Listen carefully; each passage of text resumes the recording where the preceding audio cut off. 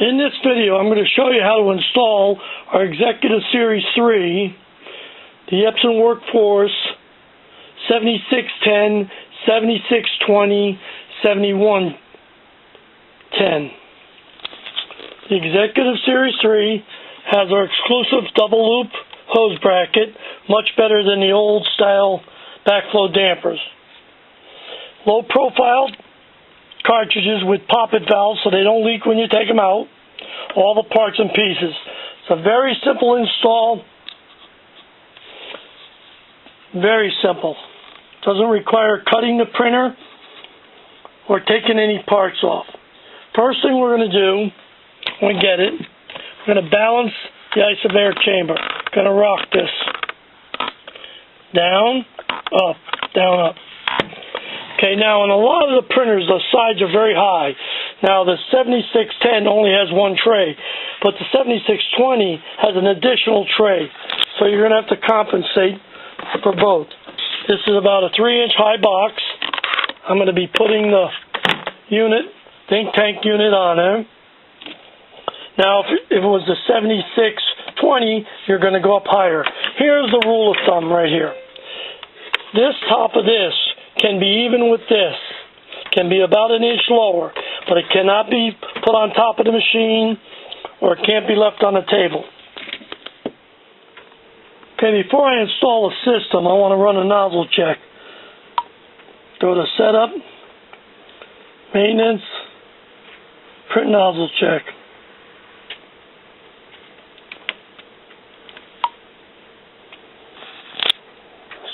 Color.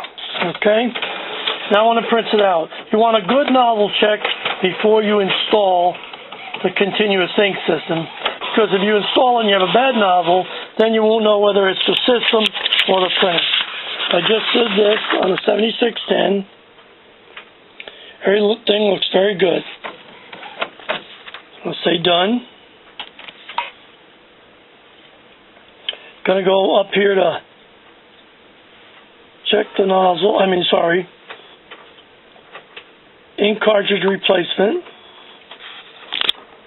Press the color. Put your hands on the side. Lift it up. Now the cartridges are going to come over to what we call cartridge change position. That's the only time you can install or take the cartridges out of the printer. Now I'm going to go unplug the printer. Now remember, I unplugged it. I didn't turn it off. So I'm going to open up the latch and take out the Epson cartridges.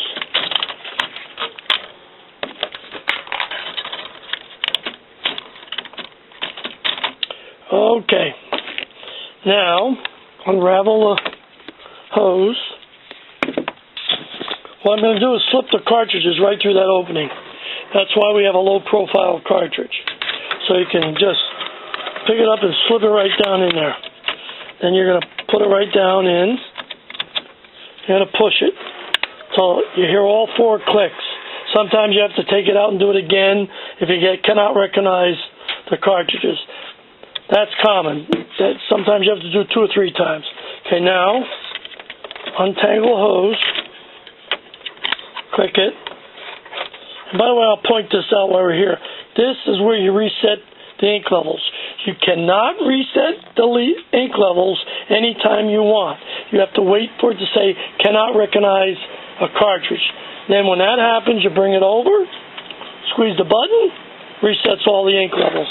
The COC Smart Chip does that. It resets all the ink levels at one time, rather than one color at a time. Saves on cleaning. Now you're going to get a hose bracket. You're going to place it right here. Right in this area, right here, just like that. Flush to the other, like that. Peel and stick it down. There's the hose down. Then you get a little jumper here. There's a little switch in here. On the printer, there's a little pin that goes in there when the top is down. Well, it's not going to get down all the way, so you can put that little cushion. If you don't get that in, just say the cover's not closed. Anytime you want to get the cartridges over, you got to take that out. Okay, now we're going to do hose travel. Okay, untangle the hose. I slipped it through the hose bracket, pushed that all the way over, so it comes through, and I'm going to be putting another bracket right about here. So I'll take the little black bracket, I'll peel and stick it right here. We're already almost done. That's how simple it was. Okay, it comes around, slides through the top loop, goes straight out. You don't want too much slack here, but you don't want it so tight it's going to pull. Now we're going to do hose travel after I put on that other clip. Okay, I've got the other clip on. The hose is in. It's coming across. Now manually I'm going to bring this all the way over. Now see how tight it is? So I'm going to take some slack up. Go all the way over. A little bit more. I don't want to tug too tight. There you go. Now I'll pull back just a little bit. Just a little bit. There you go. There. Now, go all the way back the other way. That's it. There's hose travel. Now that's the way it should work. Just like that. You're going to be able to shut the lid down like that. And it's not going to pinch the hose, and you still can use the scanner and the dock feeder. Now, the last thing is before I turn it on, I'm going to open up this cover. And then I'm going to open up the little plugs in the back. That's where the isobaric chamber is. Now you might want to use some paper towels so you don't get ink on your fingers. A lot of people don't like that, so just use a paper towel. Now when you're going to fill it, any one of the ink tanks or all of them, you put this plug back in. The other plug to the right, that's just a dummy plug. It has to go in the left. Now sometimes these swell a little bit and they're hard to get in. Just take a little dish soap, put on your finger, and then you'll be able to go right there and push it in. Just a little dish soap.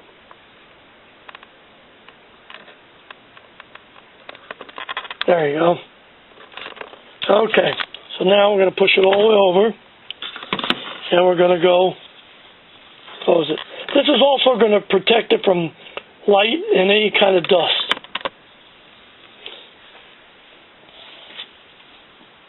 Okay, make sure you have your plug in, otherwise you'll get an error code. Okay, we got the Epson sign came up.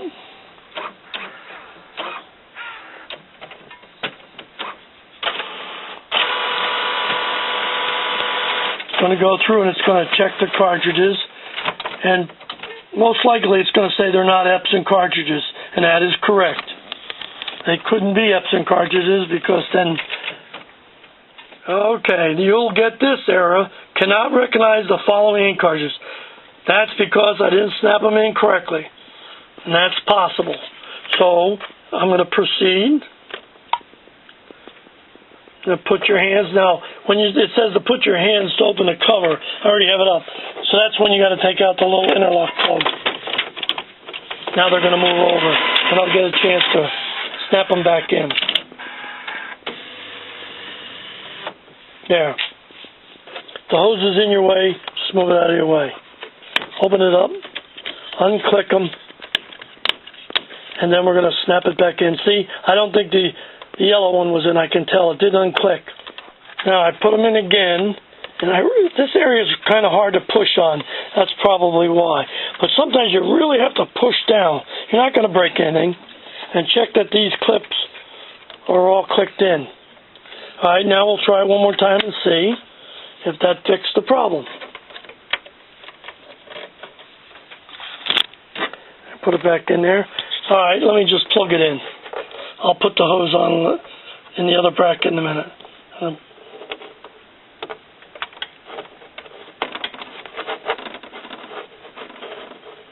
Get it right down in there. There you go. There. See, it says checking ink cartridges. Just keep an eye on it. Make sure you didn't pull too tight on the hose.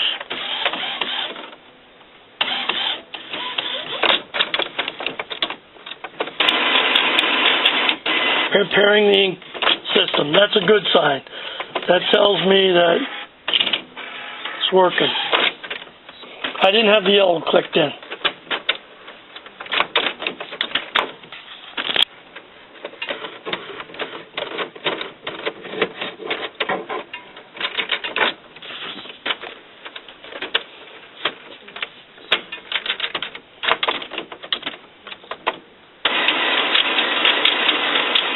Okay, now the system's installed. Now I want to go to setup. I want to go to maintenance. I want to go to print head nozzle check. Let's print that out. Now when you first put in it could take up to 2 minutes to complete its checking. Alright, here it comes. We'll check it. Very good. That was our cartridges and the Epsons. So now I can say we're done. Go to home. Okay, now I'm going to print out some 1117. I always set it on high quality. That seems to work the best with these Epson print heads. It just does an excellent job though. 11 by 17.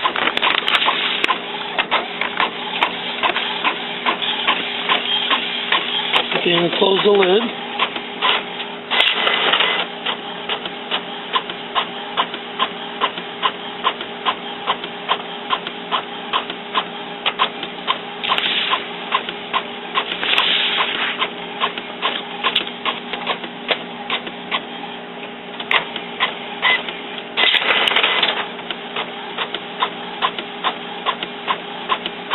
For more information, go to inkproducts.com. Now this is the next thing you got to watch for, the waste box. That's around the back. We have those too with our COC Smart Chip that you can buy it and it just resets and resets. You don't have to buy a new one from Epson. I don't know if you know that, but it's behind the back here and you can take it out and replace it. That's what the box looks like. It slides out. It's got a chip on it. Epson gets $30, I think, for it. We have one where when you take it out, push it back in, it resets. Also, we added a little waste bottle inside. So instead of having ink all over, you just take it out and dump the waste bottle.